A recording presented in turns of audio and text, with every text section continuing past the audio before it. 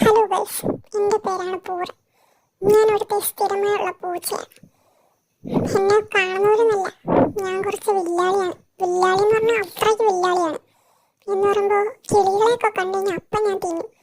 അതാണ് ഞാൻ. പിന്നെ ഈ തള്ളയുടെ ഞാൻ തെങ്ങിൽ നിൽക്കുന്നതെന്നാണ് നിങ്ങൾ ചിന്തിക്കുന്നത്. വേറൊന്നുമില്ല, എനിക്ക് ഇവിടുന്ന് മീൻ കിട്ടാനാണ്. മീനല്ലാതെ നമുക്ക് എന്ത് ഏടാ. അതുകൊണ്ട് ആ മീൻ മേടിക്കാൻ വേണ്ടി ഞാനിവിടെ നിൽക്കുകയാണ്.